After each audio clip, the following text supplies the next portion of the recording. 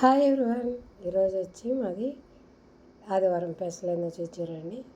ఈరోజు వచ్చి నేనైతే రైతాతో బిర్యానీ అయితే తినేసినాను అనమాట. కొంచెమే ఎక్కువ తినలేదు, ఎందుకంటే రోజు కూరగాయలు తిని నోరంతా సప్పగా పోయింది. ఇంకా వీళ్ళు చెప్పిన 8 గ్లాసులు ఇవి అనమాట. మెంతులు, జీలకర్ర, నల్ల జీలకర్ర సూప్ అనమాట. ఇదైతే పక్కన పెట్టాను వేయించి. ఇంకైతే నేను పన్నీర్ కర్రీ చేద్దామని చెప్పి ఇంకైతే పన్నీర్కి కావాల్సినవన్నీ చేసినాను. సింపుల్గా హాస్టల్లో ఉన్నోళ్ళు ఈజీగా చేసుకునేట్టుగా 2 టమాటాలు ఎర్రగడ్డలు వేసి ఒకసారి మిక్సీ కొట్టుకొని పక్కన పెట్టుకోవాలా. కొన్ని ధనియాలు, మిరపకాయలు, కొంచెం అల్లము, తెల్లగడ్డ వేసి ఇంకొక మిక్సీ కొట్టుకోవాలా. ఆ 2 సపరేట్గా పెట్టుకొని ఇంకైతే మనం తిరగబాతకు ఎర్రగడ్డ, తెల్లగడ్డ, పచ్చిమిరపకాయ ఒకటి వేయాలా.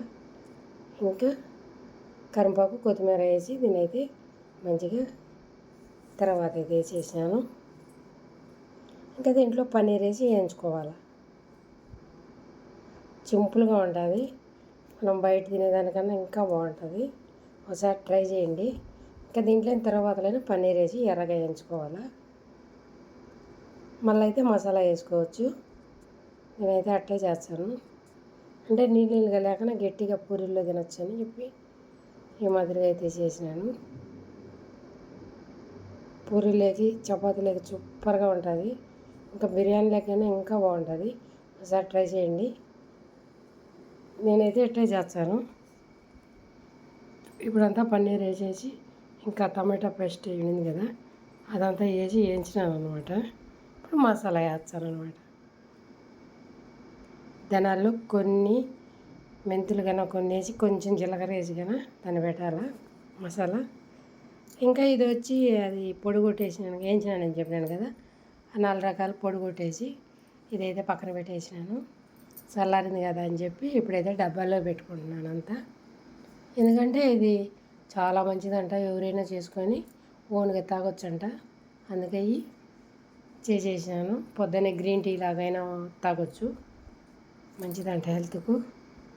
దీంట్లో నల్ల జీలకర్ర ఉన్నది కదా, ఇంకా మంచిదంట.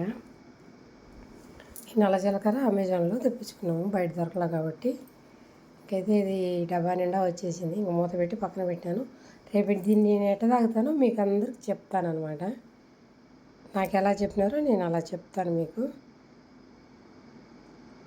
ఇంకైతే గట్టిగా తట్టేసి మూత పెట్టినాను. దాని నిండా వచ్చేసింది. ఇంక ఈజీగా తాగొచ్చులే అనుకొని పక్కన పెట్టాను. ఇప్పుడైతే పూరీకు చేద్దామని చెప్పి పిండి పీచుకున్నా కాబట్టి అయితే పూరీ చేసేస్తున్నాను.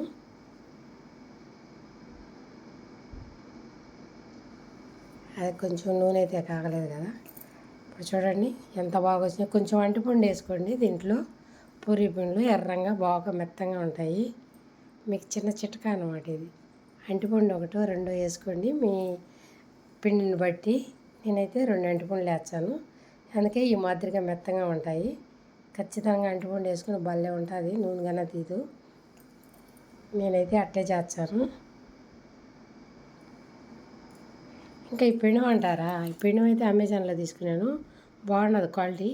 మీకు కన్నా లింక్ కాబట్టి ఇచ్చాను.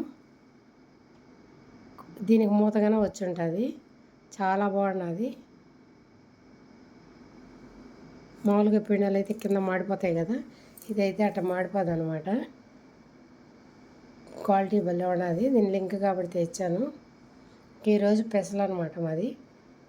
అంటే ఇంక రాగి సంగటి కానీ కొంచెం చేసి ఉన్నాను నా కోసం, కానీ అది చూపిలే. రోజు సంగటి చూపించాలని అదైతే చూపించలేదు. మా పిల్లలు తిని సూపర్గా ఉన్నది.